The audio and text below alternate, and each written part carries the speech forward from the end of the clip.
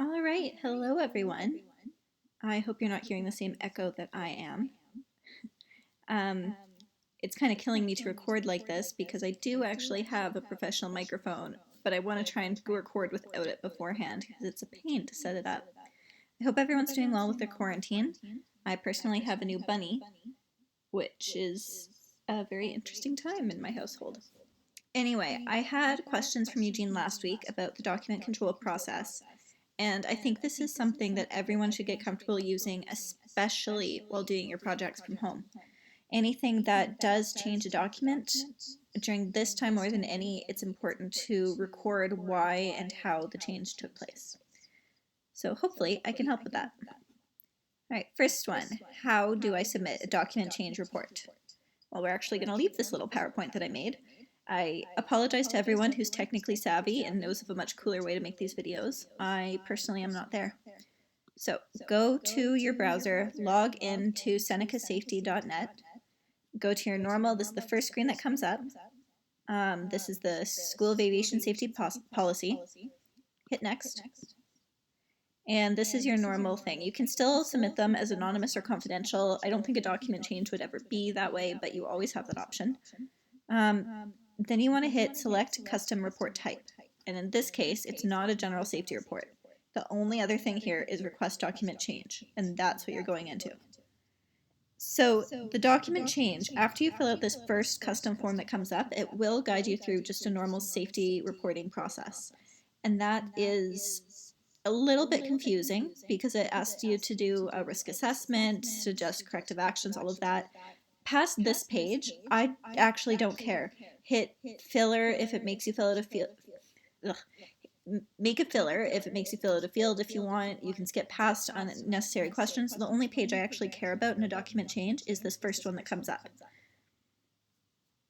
I also really like in the section where you can attach documents. If it's a document that you don't have access to, such as a form or manual, I would prefer if you also submitted an attachment of what change you want. So if you actually draft out the change.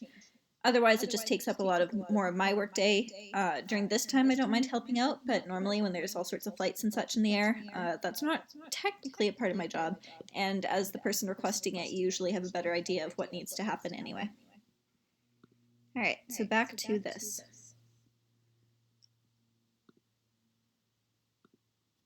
When do I submit a document change report? Always, always, always, when it comes to a form that has a specific form number or a manual. You cannot edit these yourself. I've had a lot of people request, especially with the forms, that I keep sending them the form so they can edit it and then they'll do the document change process down the road. The idea behind forms and manuals needing to go through document change is that forms need to be approved by our certificate holder. And the other thing the document change process does for that is it records why this change happened and really who did the change. When it comes to forms and manuals, it should be one person. It doesn't mean I have authority over that form, but I'm going to catch typos. I'm going to put it through a team of people. It's just best practice.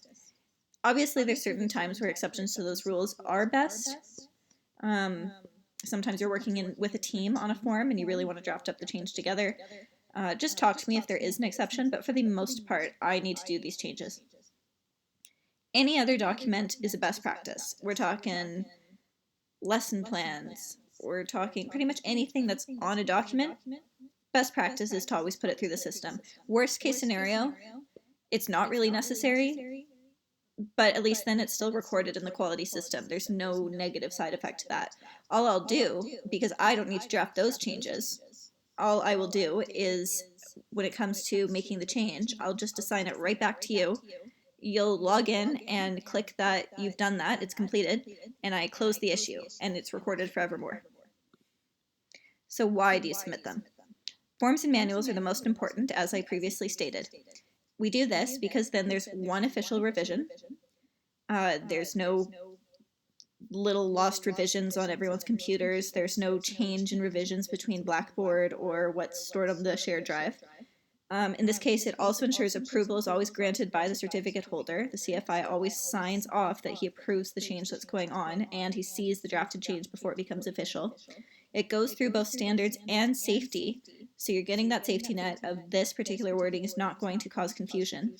It eliminates our little typo issue, as I'm sure I've heard from other people going through documents, they keep finding typos. I also found tons in our manuals when I first came on board. With one person doing the change, and that particular person being me, we are very unlikely to run into typos.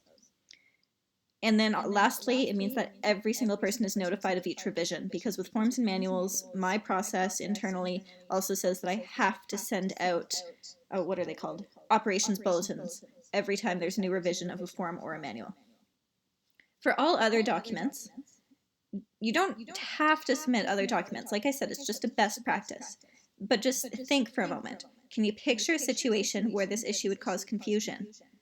What about after you leave, if you are to leave?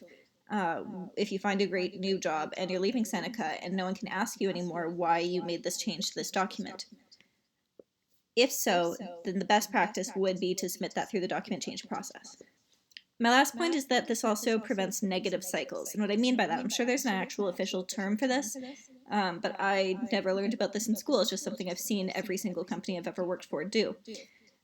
It's where you make a change to fix a past issue, and then there's a new issue a few years down the line, and a new change is made, which actually changes it back to the old way, if that makes sense to people. Sometimes it happens through a series of changes, and the fifth change that's made is back to the way they used to do it 10 years ago. But if we have all the changes recorded, we can go through whenever that particular document was changed, and we can say, oh, we already tried it like this, but we changed it for this reason. Or it didn't make sense to do it that way under those circumstances, but actually now it does. But it gives us a line of logic to follow versus just flying by the seat of our pants. If you feel a little bit intimidated by this process for whatever reason, or you're worried you're going to forget in the moment, first off, I am always watching. And what I mean by that is I am going over your Microsoft Teams, I am looking at the projects everyone's working on, and I'm trying to catch wherever there should have been a submitted requested change and there isn't one. I also intend to follow up with certain people about things like risk assessments that should take place for certain projects. But I'll be in touch about how to do that. I might make a whole video on how to do that as well. The other thing you should do is be using each other. Just because you hear in a group meeting that someone else is going to be making a change, don't assume that they'll remember to use the document change process. This is fairly new. Remind each other. Don't forget to submit a document change report. I would very much appreciate if you guys were policing each other so that I didn't always have to be worried that I'm not catching something. And that's everything you need to know. Hopefully it is simple. I've tried to keep this process as simple as possible. There's only one point of contact, which is that document change request. You can also email me. I will usually just reiterate how to make a document change request and try to get you to use that method rather than me doing it behind the scenes, just because I like there being one official way to do something, not an official way and then a few little unofficial ways. Best practices is always to follow the same path. But obviously, in an organization, special circumstances can come up from time to time.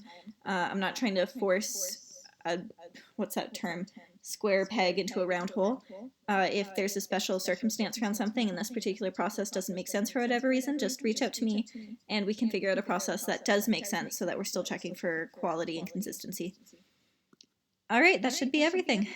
I will talk to you later.